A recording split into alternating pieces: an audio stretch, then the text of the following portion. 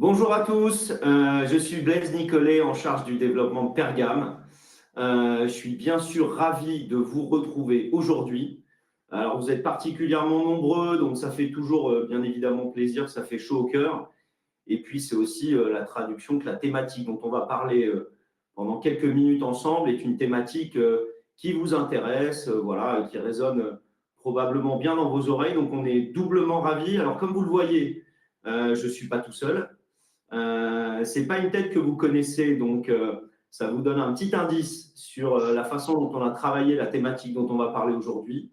Voilà, puisqu'on l'a travaillé en association, et je laisserai bien évidemment beaucoup de temps de parole à mon ami Amine pour nous expliquer comment fonctionne l'alternative, quelles sont les stratégies sous-jacentes, comment finalement on peut bâtir véritablement une brique d'allocation comme le font en fait les clients institutionnels ou les très grands family office qu'Amine connaît très bien. Et puis, j'ai envie de démarrer ce webinaire avec plutôt une petite anecdote. Voilà, nous, on aime bien quand même le retour d'expérience. On aime bien ancrer des convictions dans une réalité de marché. Et j'étais, il y a 2 semaines, à déjeuner à Lyon avec des CGP. Et j'ai été très interpellé puisque, de façon complètement off, on abordait le sujet des allocations d'actifs, comment chacun travaille. On faisait un petit tour de table. Et il y a un jeune cabinet qui nous dit, nous, on a une base d'allocation d'actifs assez simple.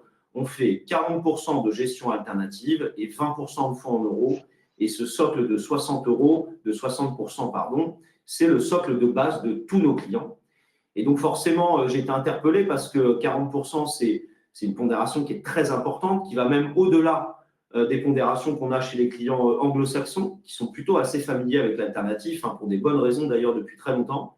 Et donc, je leur demande, mais vous avez travaillé en univers hedge fund, qu'est-ce qui fait que vous avez cette conviction forte sur l'alternatif et que vous le pondérez autant?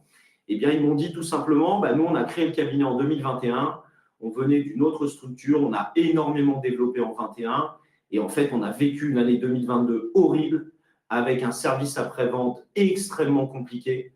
On avait appliqué les principes de diversification qu'on a tous toujours appris d'ailleurs, ces principes de bon sens qui consiste à ne pas mettre tous ses œufs dans le même panier. Malheureusement, ils l'ont vécu douloureusement et on va en reparler pendant la présentation. Dans les phases de choc de marché, on vit de plus en plus des recorrélations. Et 2022, c'est exactement ce qu'ils m'ont dit. On s'est fait éclater sur les actions, on a fait -20. On s'est fait éclater sur la poche obligataire, on a fait entre -15 et -20. On s'est fait éclater sur l'immobilier, on avait un peu de SCPI également. Donc en fait, ils m'ont dit, on ne veut plus jamais revivre ça. Et pourquoi on vous parle d'une solution qu'on vient de créer, qui est une solution de ce type-là, c'est-à-dire une brique multistratégie alternative? Parce que chez Pergame, bien évidemment, on a vécu, nous aussi, dans différentes crises, la même chose. Et comme vous le savez, l'ADN de Pergame, c'est de donner accès à des classes d'actifs, à des stratégies auxquelles vous n'avez pas facilement accès, qui sont plutôt réservées à un univers d'investisseurs institutionnels ou très grands family office. C'est ce qu'on a fait il y a 25 ans en démarrant sur le private equity. Et c'est exactement ce qu'on fait avec la solution dont on va vous parler aujourd'hui. C'est-à-dire, nous, on a des bonnes idées. Et quand on a des bonnes idées, on n'est pas forcément toujours capable de les travailler, de les mettre en musique tout seul. Donc, on s'associe avec les plus grands spécialistes qu'on identifie sur différentes thématiques. Et en l'espèce, c'était une longue introduction. Mais c'est pour ça qu'Amine est avec moi aujourd'hui.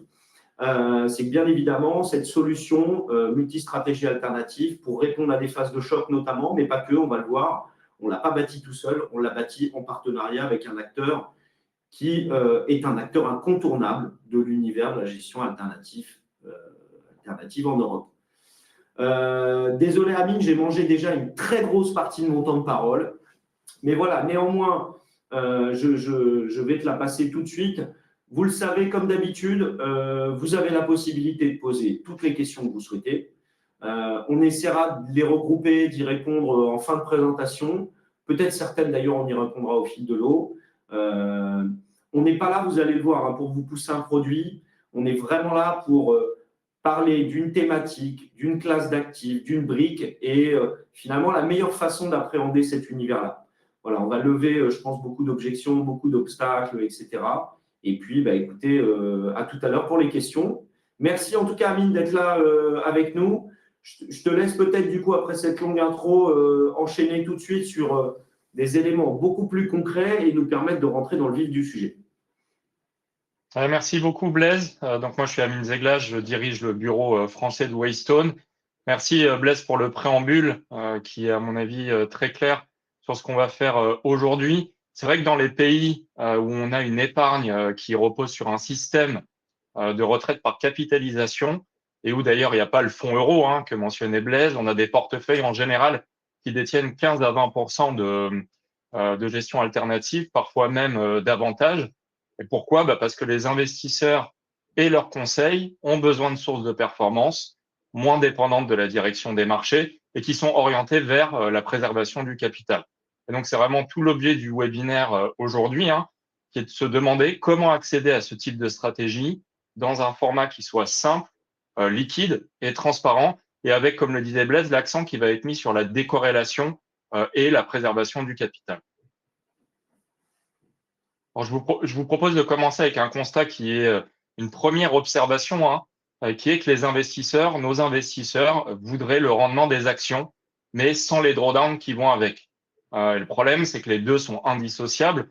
On voit que les actions ont régulièrement subi des drawdowns de l'ordre de 50%, et il a fallu en moyenne près de 8 ans pour recouvrir le capital. Donc, on voit que historiquement, ces grands chocs ont détruit du capital et ont détruit du temps avec nos clients. Et c'est précisément pour cette raison que les investisseurs institutionnels ont massivement intégré des stratégies alternatives et de performance absolue dans leurs allocations d'actifs ces dernières années. Peut-être maintenant une seconde observation. Donc, ce que vous voyez ici, c'est un graphique qui illustre la corrélation 24 mois glissante entre les actions, les obligations et le private equity.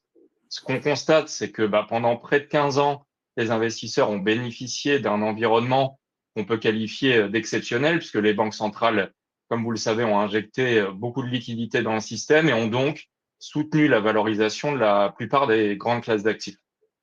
Mais ça a vraiment facilité la diversification, puisque les actions et les obligations étaient négativement corrélées. C'est ce qu'on voit sur la courbe orange jusqu'au Covid, puisque ce régime-là, il appartient au passé, malheureusement.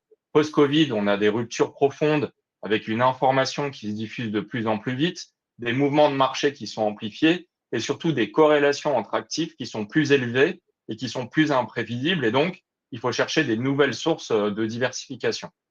Et pour compléter, je pense que cette slide elle est très importante également pour un élément clé, c'est qu'en fait, tout cet univers de décorrélation taux d'intérêt action a été finalement la raison pour laquelle on a structuré massivement des fonds patrimoniaux.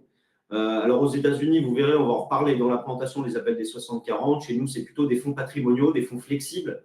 Ça a très bien fonctionné dans ce régime. On voit bien que ça fonctionne beaucoup moins bien maintenant qu'on se retrouve avec des corrélations qui sont à la fois instables et structurellement beaucoup plus positives également. Merci Blaise, et c'est l'idée du timing de lancement de Pergame Capital Absolute Return. On voulait aussi se concentrer sur d'autres éléments qui vont au-delà de la corrélation seule entre les actifs. Je pense qu'on a tout ça à l'esprit. Le premier point déjà, c'est que les risques sont en train de se concentrer. Un marché qui monte, ça ne veut pas forcément dire un marché qui est moins risqué. Ce que je veux dire par là, c'est que la hausse des marchés, elle peut s'accompagner de l'accumulation de risques, et ces deux facteurs peuvent bien coexister. Et donc, la meilleure des corrélations, c'est clairement celle qu'on va intégrer en portefeuille, évidemment, avant d'en avoir besoin. Principalement, trois risques qu'on identifie. Le premier, c'est le risque de concentration. Si on regarde le poids de la technologie et de l'intelligence artificielle dans les indices, on voit que ça atteint des niveaux comparables aux bulles passées. Autrement dit, vous avez une part croissante de la performance des marchés qui repose sur un nombre de plus en plus réduit de sociétés. Et en fait, quand on prend un peu de recul, on réalise l'ampleur du phénomène. Si Nvidia aujourd'hui était un pays, par sa capitalisation boursière, ce serait la troisième économie mondiale. Wow. L'autre facteur, donc ça c'est le risque de concentration, mais il y a également un empilement des risques. Je vais vous donner un exemple concret. Je suis beaucoup au contact de gérants américains avec qui on parle de leur scénario, de leur positionnement dans leur portefeuille. Et ce qu'on voit, c'est qu'aujourd'hui, près d'un quart des actifs qui sont détenus par les REITs, donc les REITs, c'est l'équivalent de nos SCPI en France, sont désormais investis sur les infrastructures liées à l'intelligence artificielle, puisqu'elles détiennent des data centers. Donc, ce que ça signifie, c'est qu'au-delà des actions aujourd'hui, vous allez retrouver parfois les mêmes expositions dans l'immobilier coté, la dette privée et le private equity. Et enfin, le dernier risque, c'est celui qu'on a déjà évoqué un peu avec Blaise en introduction et sur la slide précédente, c'est le risque que j'appelle moi le risque d'extrapolation. C'est que comme les 15 dernières années ont bénéficié d'un environnement exceptionnel, il vaudrait mieux éviter d'extrapoler ces rendements sur les performances futures de nos clients. Bon, je vais passer rapidement ici, mais vous comprendrez que toute l'idée avec le lancement de cette stratégie, c'est d'avoir une diversification qui consiste plus à acheter plus d'actifs, mais qui consiste à acheter plus de moteurs de performance différents qui n'ont pas les mêmes facteurs de performance et de risque.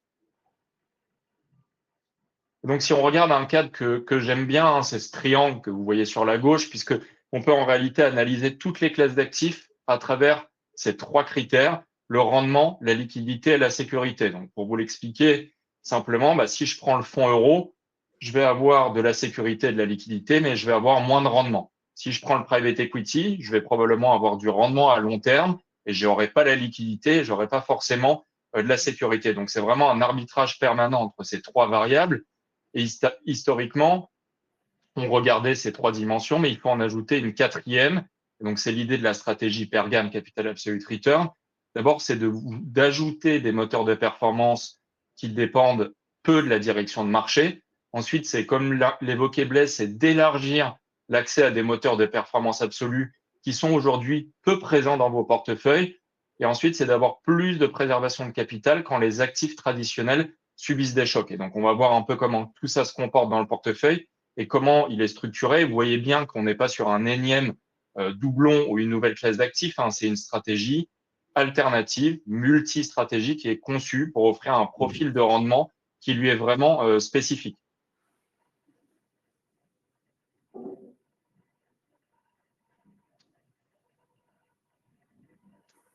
Bon, voilà, une slide qui a regardé, c'est le comportement. Amine.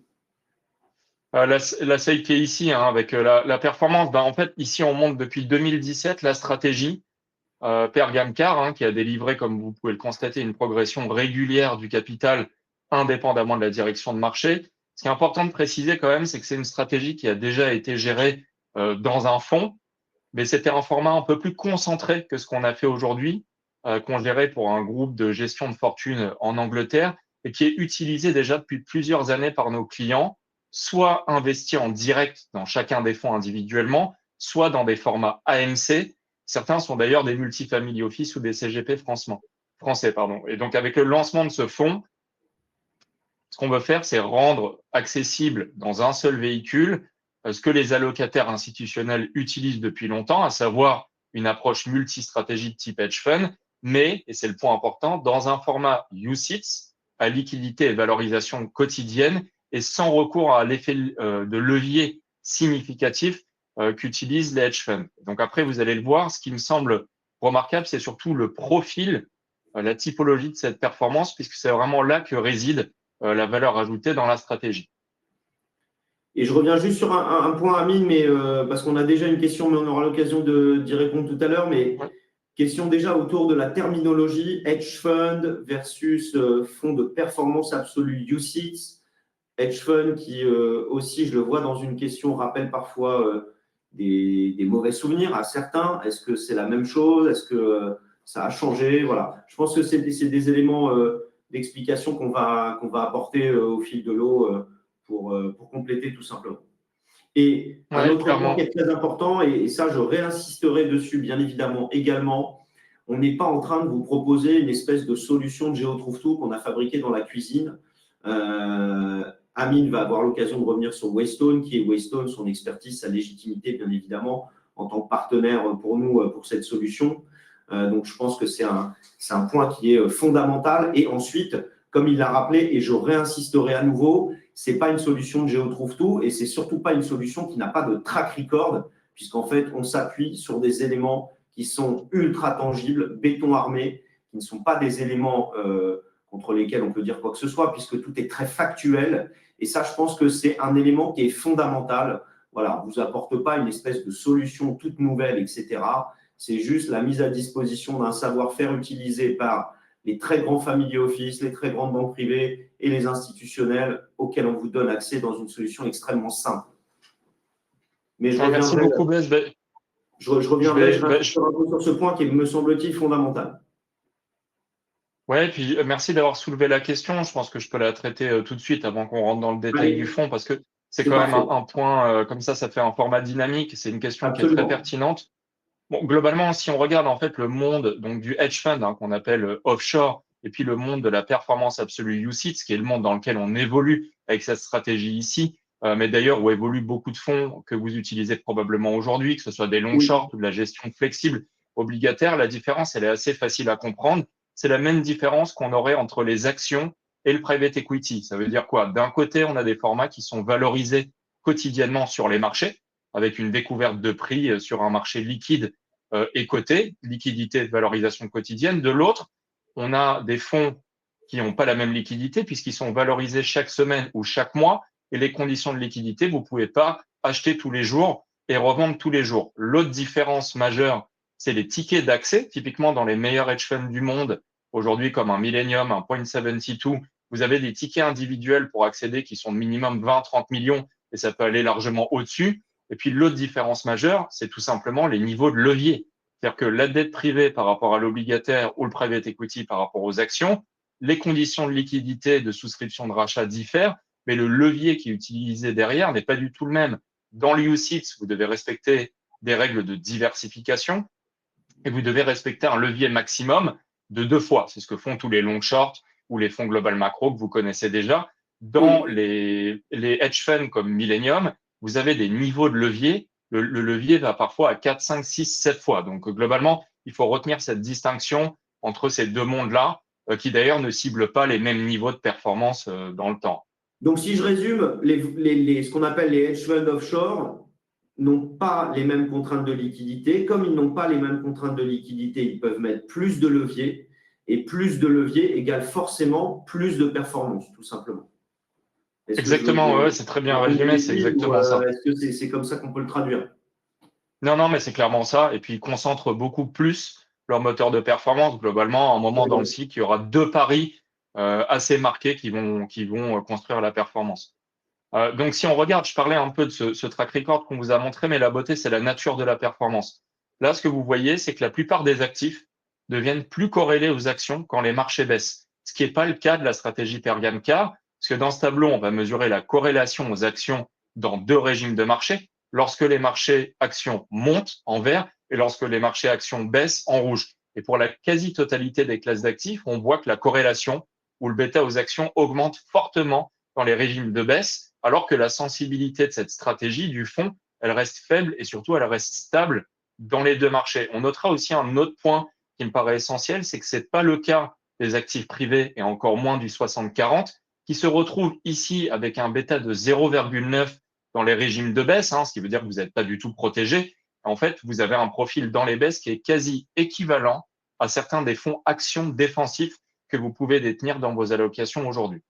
C'est exactement ce que certains ont vécu en 2022 et ce que j'évoquais en introduction, c'est-à-dire un portefeuille plutôt balanced, équilibré entre l'equity et les taux d'intérêt qui s'est fait matraquer. C'est exactement ça. Ouais, tout à fait. Et si on poursuit sur ces notions un peu de décorrélation de chemin de performance stable, toute la vertu d'une stratégie alternative comme on a structuré ici, là, vous avez le positionnement du fonds dans une allocation. On va positionner les principales classes d'actifs que vous connaissez, immobilier, private equity, obligataire, action, selon Oui. deux critères, la performance annualisée et la corrélation au marché action.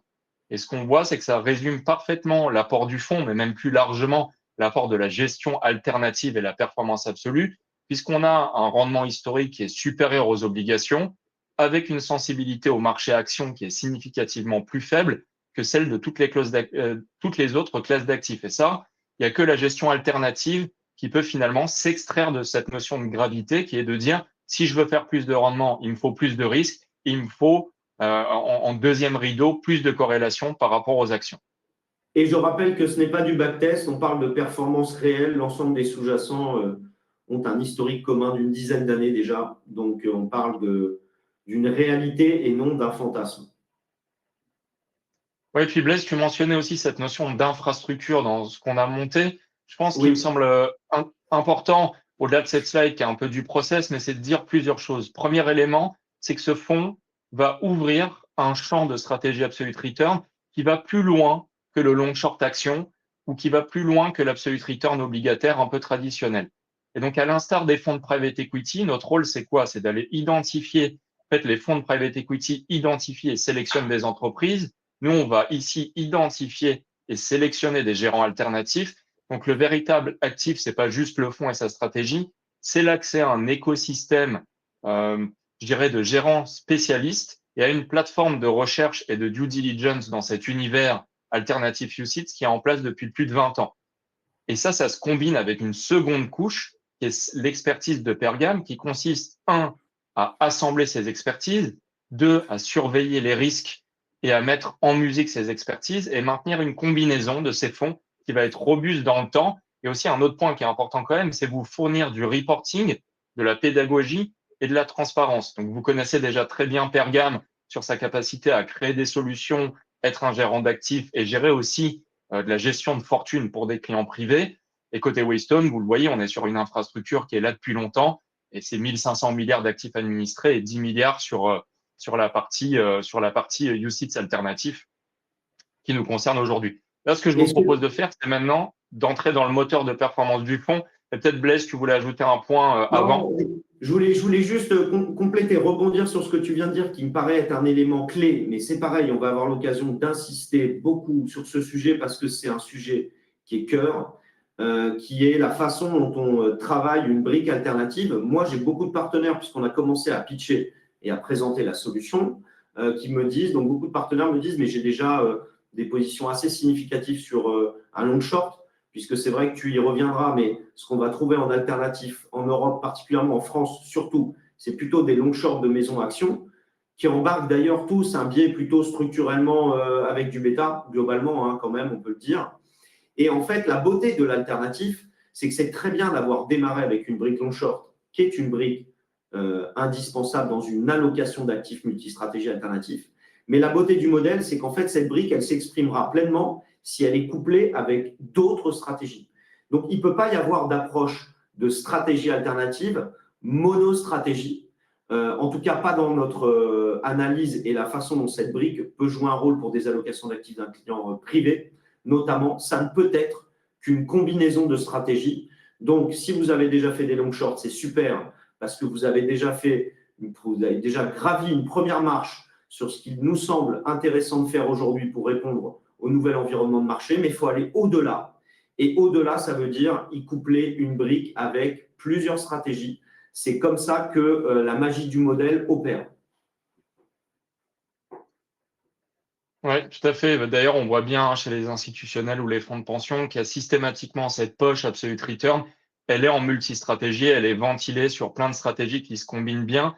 Et la raison pour ça, c'est ce que tu évoquais, Blaise, c'est que ce mandat est extrêmement exigeant, puisqu'on veut une performance qui ne dépend pas de la direction des marchés et qui est Oui, régulière. Et donc ça s'obtient clairement par une approche multistratégie. On ne peut pas déposer cette poche et ces unités de risque sur un seul ou deux gérants qui ont des paris concentrés ou des biais qui leur sont propres, ce qui enlève rien à la qualité de leur gestion. Mais si on veut une solution clé en main qui soit véritablement tout terrain, l'idée, c'est vraiment d'ouvrir ça sur du multistratégie. Alors maintenant, si on ouvre le moteur du oui, fonds, qu'est-ce que vous allez trouver dedans? Comment on l'a structuré?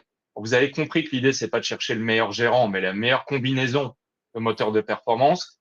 Pour ce faire, on a retenu les 6 stratégies les plus complémentaires autour de 4 piliers: la performance, la stabilité, la protection et la décorrélation. Donc, vous allez trouver d'abord 3 poches dans ce fonds, Pergame Car. La première, c'est le long short action. La seconde, c'est les stratégies alternatives hors long short. Et puis 5% de liquidité pour la flexibilité et la gestion quotidienne du fonds. Donc, vous allez bien avoir 6 stratégies distinctes, 10 moteurs de performance distincts qui vont être équipondérés. Et le point le plus important pour moi, c'est qu'en fait, en transparisation de ce fonds, vous avez plus de 500 positions individuelles à travers ces 6 gérants. Ça veut dire que la performance, elle dépend de 500 positions individuelles et pas d'une concentration sur un certain nombre de stratégies ou de biais, on va dire, discrétionnaires. Et donc, c'est des gérants qui ont travaillé auprès des plus grands asset managers mondiaux ou dans des hedge funds et qui ont des historiques de performance qui remontent parfois aux années 70. on va zoomer un peu sur ces gérants ensuite. Comme je le disais, ces stratégies, elles sont équipondérées dans le fonds Pergame-Car. Pourquoi? Parce qu'on veut vous protéger des biais émotionnels et des biais de concentration excessifs qui peuvent apparaître si on commence à s'amuser à chercher à identifier le gérant et le gagnant du moment. Donc l'idée, c'est d'avoir une construction simple, qui n'a pas de biais humain ou discrétionnaire, et de la tenir dans le temps. Et d'ailleurs, quand on regardait le track record depuis 2017, ou quand on regarde comment nos clients détiennent cette stratégie en AMC ou en direct, ben, on voit que ça a été systématiquement une pondération. Et Alors, absolument, Oui, je t'en prie. non, non, absolument, pour compléter, c'est un élément qui est extrêmement important parce que c'est une réflexion d'ailleurs qu'on a eue de la part d'un CGP qui nous disait bah, vous n'êtes quand même pas trop pris la tête et pondéré, rebalancé, etc. C'est quand même un peu simple. Alors moi, je reste persuadé qu'il y a une prime à la simplicité, particulièrement quand on parle d'épargne d'investisseurs privés. Et ensuite, au-delà d'être simple, c'est pas simple, c'est juste qu'il faut travailler comme ça, que ce soit avec Pergame Waystone ou au travers d'autres maisons ou avec des fonds en direct.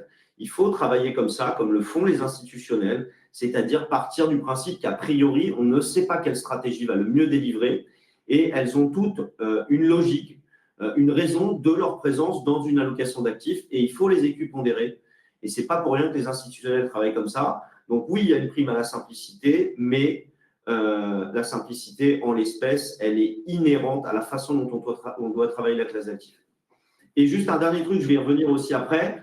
Vous percevez du coup tout de suite qu'on n'a pas bâti ça pour empiler des frais et pour aller facturer des frais surdimensionnés aux clients. Bien évidemment, la raison d'être d'une brique multistratégie comme on l'a construite, c'est bien au contraire respecter la logique de la classe d'actifs alternatifs et la façon dont on doit l'aborder. Voilà.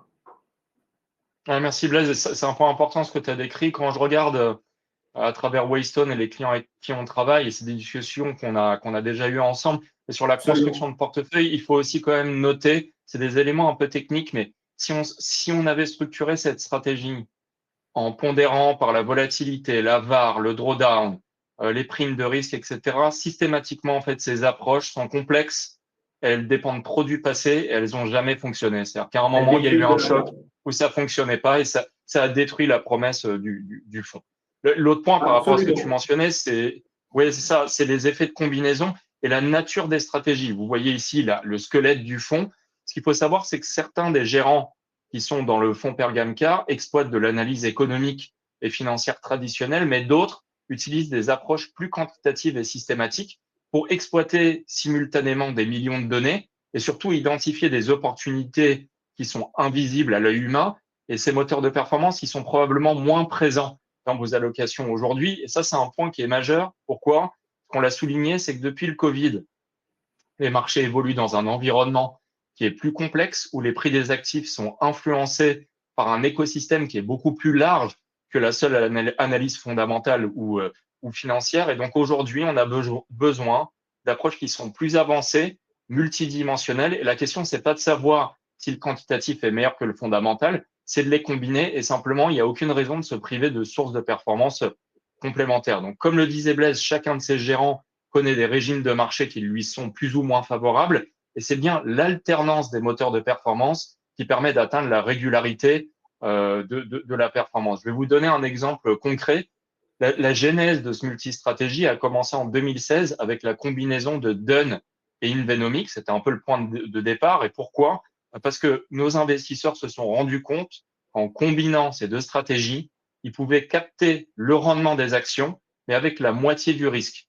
Dun, j'en reparlerai, mais c'est une stratégie systématique qui va identifier et accompagner les grandes tendances sur tous les marchés mondiaux, à la hausse comme à la baisse, alors qu'Invenomics, c'est une stratégie long short qui va acheter des sociétés qui sont délaissées par le marché et vendre celles dont les valorisations paraissent excessives. Et donc, vous avez bien compris qu'il y a un gérant qui suit les tendances et l'autre qui a plutôt tendance à les remettre en question. Et donc, c'est précisément cette opposition qui va créer la robustesse du produit.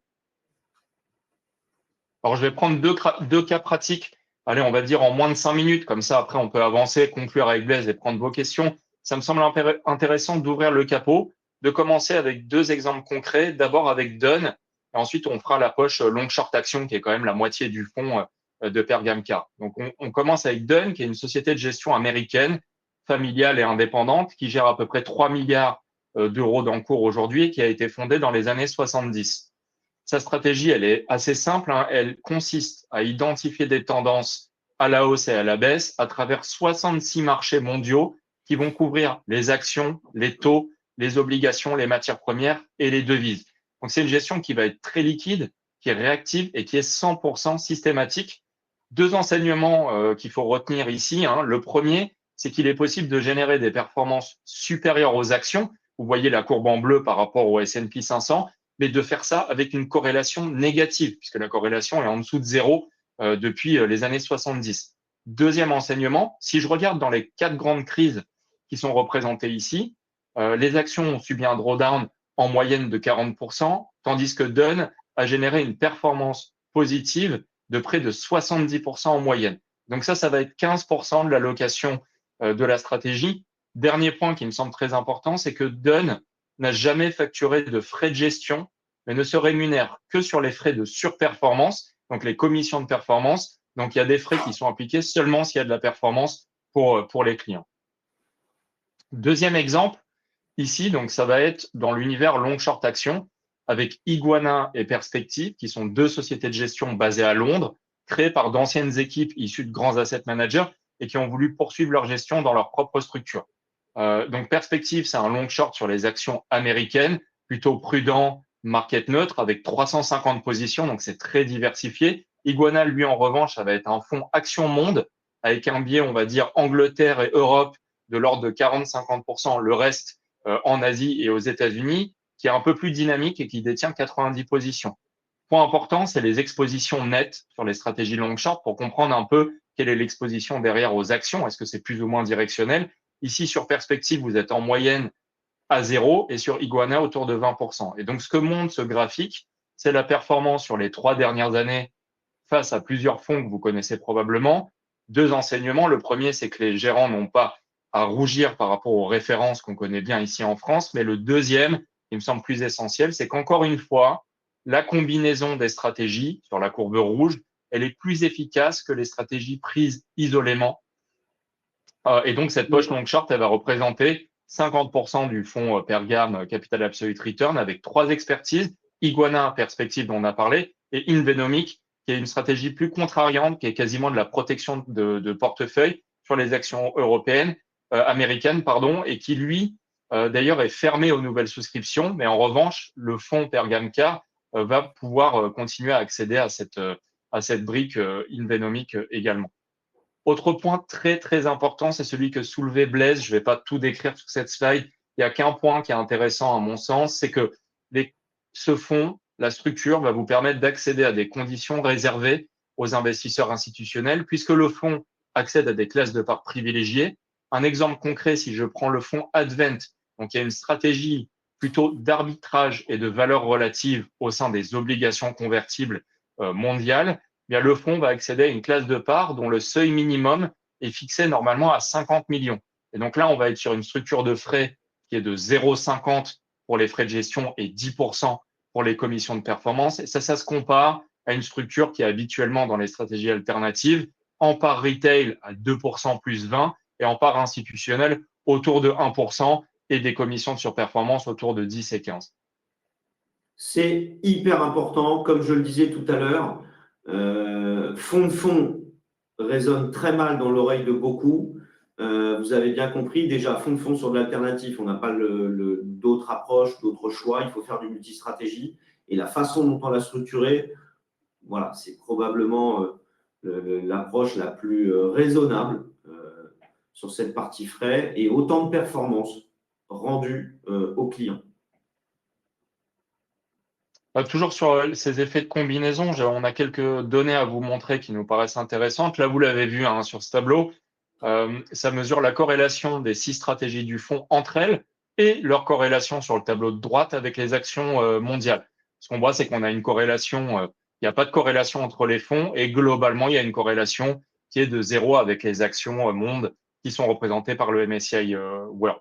Et ça, c'est vraiment ce qu'on voit, c'est typique de la gestion alternative et c'est ce que les actifs traditionnels, évidemment, ne peuvent pas reproduire. Absolument. Autre tableau statistique qui me semble parlant, c'est que bon, c'est très bien de montrer des historiques longs, etc. Ce qu'il faut, c'est zoomer dans les phases de choc. Donc là, on a isolé volontairement 2022. La colonne de gauche pardon, représente une moyenne simple, hein, c'est-à-dire qu'on a pris la volatilité, le drawdown, les performances de ces 6 stratégies, additionnées, puis on les a divisées par 6. Ça affiche en moyenne une perte de 4% avec une volatilité proche de 10. Maintenant, sur la colonne de droite, si vous regardez le résultat obtenu quand ces stratégies sont combinées au sein de la stratégie Pergam-Car, donc comme dans le fond, la volatilité, elle est presque divisée par 2, le drawdown est limité à moins de 3%, et surtout la performance, elle atteint en 2022 18%. Donc, on a bien des clients de cette solution qui ont fait plus 18% en 2022 avec cette stratégie. Autre point qui est important, parce que vous allez nous dire, mais comment j'intègre ça dans mon portefeuille? C'est des discussions qu'on peut avoir tous ensemble, évidemment, au cas par cas.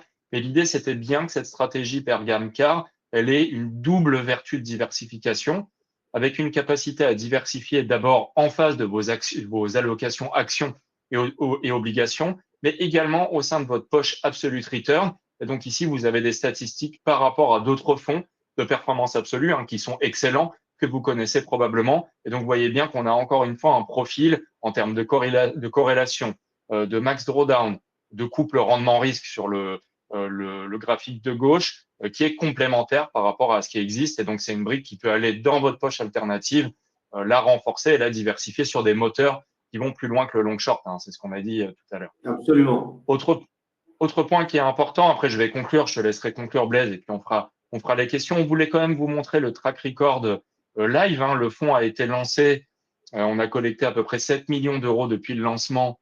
La commercialisation effective, c'est depuis début mai. La première VL, c'était le 23 avril.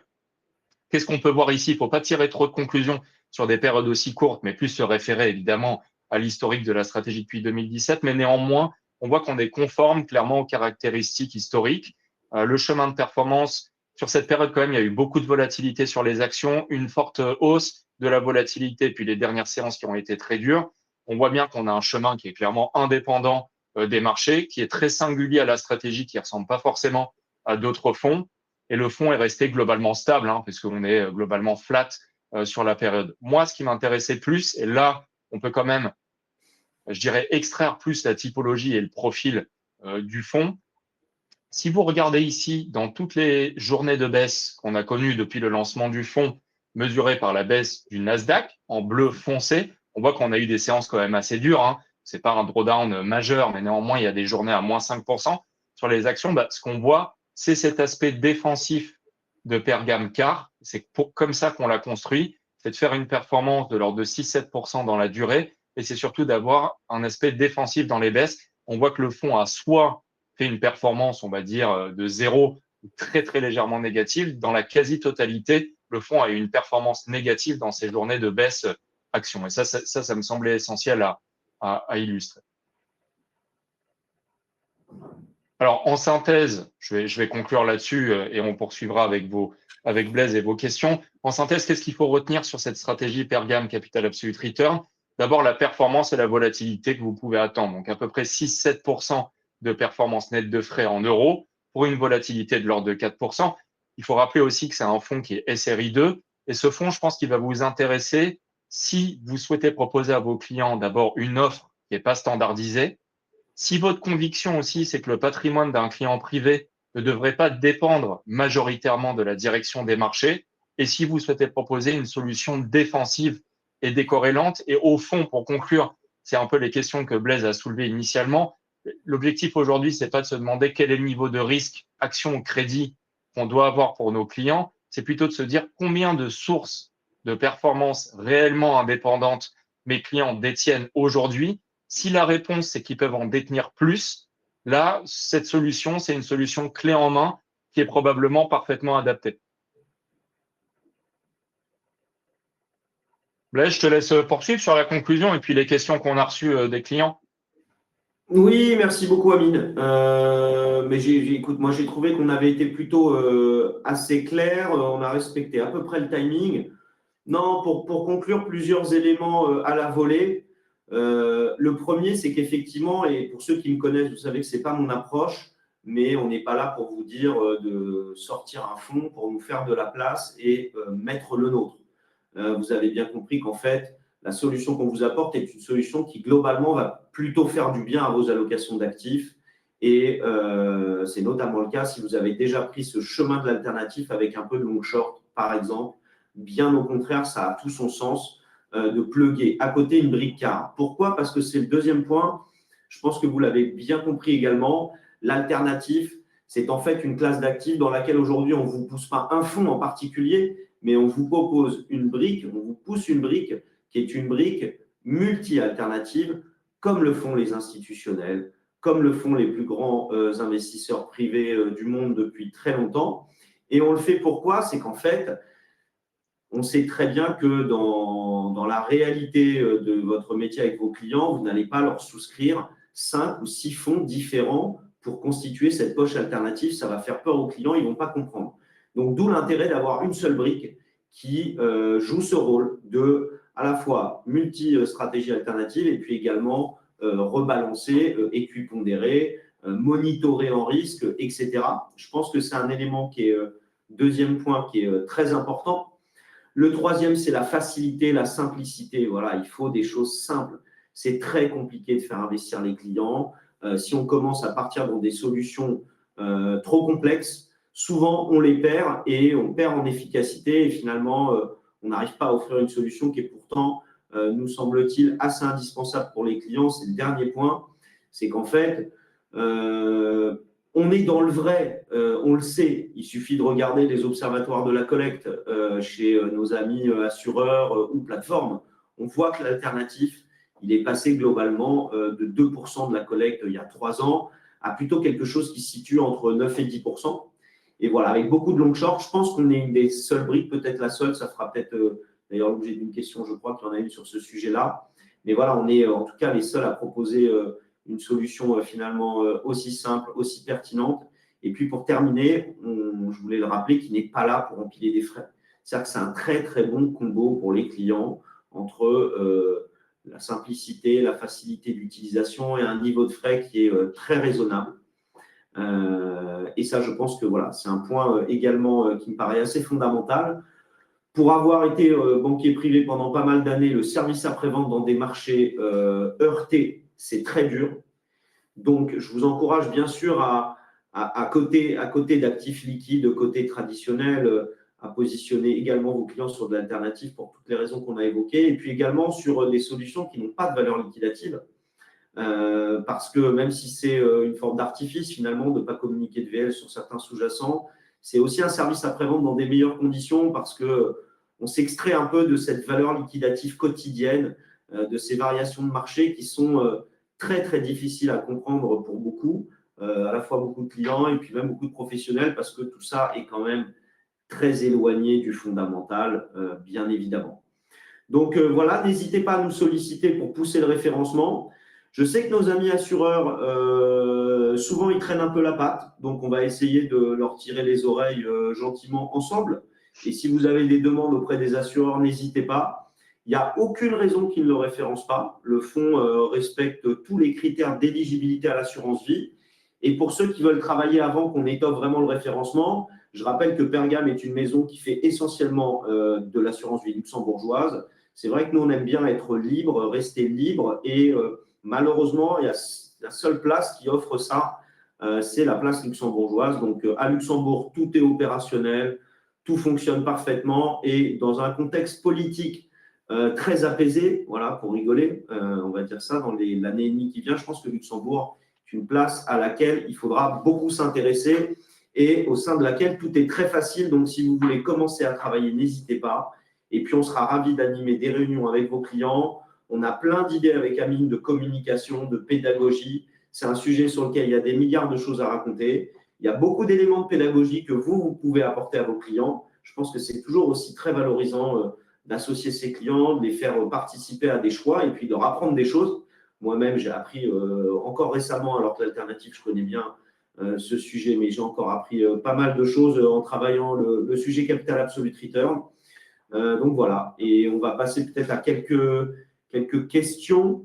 Je ne sais pas si tu voulais compléter, peut-être, Amine. Moi, j'ai déjà quelques questions que je veux te poser. Ouais, je t'en prie. Non, non, je peux prendre les questions hein, avec plaisir. Alors, il y avait cette question, on y a déjà répondu, hein, mais je la rappelle, j'ai déjà du long short. Finalement, est-ce que je rajoute une brique en plus? Bon, on a vu que bien sûr, l'alternative doit se travailler comme ça. J'ai une question sur, je les regroupe même sur les angles morts. Parce que c'est vrai que on l'a vu au travers des slides, on ne parle pas d'un backtest, on parle de performances réelles, de sous-jacents qui existent. On voit bien qu'ils ont traversé les phases de crise profondes des dernières années dans des très bonnes conditions. Néanmoins, y a-t-il des angles morts qui seraient liés à la nature des instruments utilisés? Est-ce qu'il y a un peu de produits chimiques, entre guillemets, c'est-à-dire des options qui ne sont pas vanille, des choses un peu plus à regarder un petit peu plus dans la perspective de phase de choc ou parfois sur certains actifs OTC, c'est compliqué. Est-ce qu'on a des choses un peu chimiques comme ça? Est-ce qu'on peut se retrouver à perdre la liquidité alors que tu l'as rappelé, on est SRI 2 et on offre une liquidité quotidienne? Voilà. Est-ce qu'il y a des angles morts sur la stratégie? Est-ce qu'il y a des risques dont on n'a pas parlé? Des pièges? Alors, sur la liquidité, non, parce que tous ces gérants-là, gérants UCITS depuis 10, 15, 20 Oui, ans, donc c'est des gérants liquides traditionnels. Les sous-jacents, finalement, qu'est-ce que c'est? C'est des actions, des obligations, des contrats futurs ultra liquides. Donc, en termes d'instruments et de granularité de chacune des stratégies, c'est pas des gérants qui ont des portefeuilles très concentrés. C'est pas, la performance ne provient pas d'une prime d'illiquidité. Donc, sur ce front-là, non, pas du tout. Ensuite, l'angle mort, peut-être sur ce type de stratégie, ça s'applique au fond, mais ça s'applique même dans un cadre général, ce serait d'extrapoler un mandat un peu trop ambitieux. C'est-à-dire, globalement, on a vu que cette stratégie fait plus 18 en 2022. Il faut s'attendre à ce qu'elle soit décorrélée et qu'elle protège dans les phases de choc. Ça, on doit lui demander ça dans le mandat du fonds. Il ne faut pas s'attendre à des années aussi explosives. Si c'est le cas, tant mieux, mais il ne faut pas extrapoler non plus ce plus 18 sur 2022. Et je pense que c'est dans les bandes de fluctuation du produit qu'il y a des angles morts.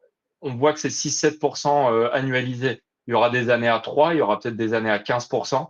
Il n'y aura pas des années à 20% dans un produit comme ça, sauf dans des non, gros chocs où vraiment il y a oui. beaucoup d'alpha. Et ensuite, c'est sur le max drawdown. Je pense qu'il faut garder à l'esprit que même si la stratégie est régulière, défensive, décorrélée, on a un SRI de 2 sur 7, il n'y a aucun produit qui peut échapper à la gravité. C'est-à-dire que si tout se recorrèle, qu'il y a des problèmes de liquidité sur les marchés, qu'on a un choc systémique, il faut factoriser un drawdown de l'ordre de 10%, même si l'historique de performance montre quelque chose de stable. Donc voilà, globalement, c'est plus ces éléments-là.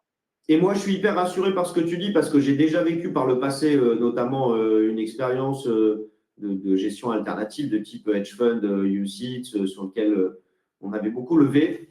Et effectivement, je me suis rendu compte d'une chose également, c'est qu'en fait, quand on investit dans cette classe d'actifs-là, il faut des maisons avec un setup, des moyens qui sont énormes. Parce qu'en fait, on peut avoir, notamment quand on a une approche plus discrétionnaire globale macro, et vous l'avez compris, nous, on a volontairement plutôt encadré le risque discrétionnaire. Mais néanmoins, dans une approche plus discrétionnaire de type global macro, vous vous rendez compte que parfois vous explosez, non pas parce que vous n'avez pas des vues pertinentes, vous pouvez avoir toutes les bonnes vues sur les taux d'intérêt, sur l'évolution en parallèle de ça du marché equity, de la tech, de l'univers des govies, des corporate bonds. Vous pouvez avoir un scénario où vous avez coché toutes les cases. Si le sizing de vos positions n'est pas le bon, alors votre portefeuille peut exploser. Et je termine juste là-dessus, c'est ce que j'ai appris également dans l'alternative ces dernières années, c'est que je vais mettre un taquet gentil à nos amis, confrères, sociétés de gestion, mais malheureusement, le modèle de la société de gestion traditionnelle, c'est-à-dire avec son équipe action, son équipe obligataire, son équipe ceci, son équipe petite capi, son équipe crédit à yield, malheureusement, c'est un modèle qui est totalement anachronique et obsolète parce qu'on ne peut pas avoir une approche qui consiste à regarder ce qui se passe dans une classe d'actifs. Ça n'a ni queue ni tête de travailler comme ça. Malheureusement, c'est comme ça que travaillent beaucoup. Et ce n'est pas notre approche. Notre approche, elle est justement de voir comment, dans des situations données, euh, ça va résonner, vibrer sur un portefeuille. Et tout ça traduit une interconnexion, une interdépendance des classes d'actifs entre elles. Donc, regardez juste par le petit bout de sa lorgnette ce que fait le marché action ou peu importe le marché du crédit, bien sûr, tout ça est totalement dépassé. Donc, je pense qu'il faut rentrer dans cette modernité. C'est tout ce qu'on apporte, bien évidemment, avec notre solution. Est-ce qu'on S'il y a avait d'autres d'autres questions. questions? Je regarde. On a une petite question, oui. Est-ce qu'on est les seuls, moi j'ai la réponse, mais est-ce qu'on est les seuls à proposer finalement une vraie brique alternative, multistratégie, comme le font tous les grands investisseurs, dans un seul fonds, en plus UCITS, référençable en assurance vie? Est-ce qu'on a des concurrents ou est-ce que, en fait, pour l'instant, on est quand même globalement avec une solution assez unique? De ce que je vois dans les offres, je dirais en France, c'est une niche qui est quand même petite. Je connais pas beaucoup de fonds multi-stratégies alternatifs, ni dans un format, je dirais, hors UCITS, ni dans un format UCITS. Il y en a quelques-uns hein, qui sont intéressants. Après, d'un point de vue plus global, des multi-stratégies, comme on l'a structuré là, ça existe, hein, ça existe notamment chez les anglo-saxons. Clairement, toutes les banques Oui, comme JP Morgan, Goldman, pour leurs banques privées, ont ce genre de structure-là. Je pense que la différence, c'est que nous, on est sur le marché français, on comprend les problématiques des distributeurs. Il y a une priorité commerciale qui est mise là-dessus, et donc c'est plus par la pédagogie et le fait qu'on est sur notre marché français en local et qu'on parle français qui fait que ces fonds-là que je mentionnais sont pas très connus, ils sont pas distribués activement. Donc, c'est une niche qui oui, existe, hein. Il y a des choses intéressantes qui se font. Il y a quand oui, même je dirais, un volume d'encours là-dessus qui est beaucoup plus important que ce qu'on pourrait croire, qu'on connaît moins en France. Et après, dans cette niche, fonds codivine français, société de gestion française avec un acteur anglo-saxon en combinaison, j'ai pas vraiment en tête ce genre de setup. Ça doit probablement exister. Ce qui me semble intéressant aussi dans la question qui a été posée, c'est pas tant de savoir est-ce qu'on a inventé quelque chose qui n'existait pas, est-ce que c'est la seule stratégie. Enfin, nos secteurs ils sont très compétitifs, il y a toujours des choses qui ressemblent. Je pense que là, ce qu'il faut retenir quand même, c'est que adosser la société de gestion française avec la plateforme UCITS, des plateformes UCITS de cette taille-là, il y en a pas beaucoup en Europe, hein. Il y en a deux, trois qui sont à peu près comparables. Cette imbrication-là, à ma connaissance, elle n'existe pas. Et après, l'autre aspect, je pense, c'est en termes de décorrélation et d'aspect défensif dans ce qu'on a construit, c'est peut-être un point qui est assez singulier au fond quand même. Son profil de performance, oui, il est pas vraiment, euh, comment dire, similaire à ce qu'on pourrait voir par ailleurs, et c'est tout l'intérêt de la brique, hein.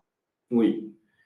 Et moi, pour conclure, j'ai plus de questions, mais je vois que le temps passe. On a respecté à peu près à la fois timing de présentation, timing de questions. Euh, mais donc, effectivement, peut-être d'abord un petit mot de conclusion de ta part et puis j'enchaîne avec un voilà, minimo si tu veux. Non, non, mais la conclusion, c'est honnêtement, on est très excité par ce partenariat. Je pense que ça a beaucoup de sens dans le contexte actuel pour tout ce qu'on a évoqué.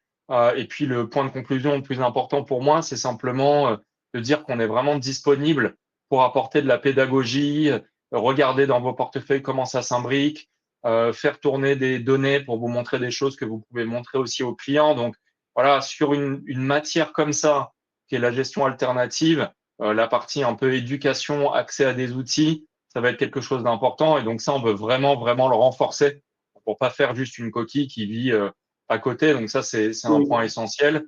Et puis non, sur le reste, c'est qu'il y a toute une équipe derrière et que c'était très bien de faire ce format webinaire ensemble. Donc, et puis merci pour vos questions aussi.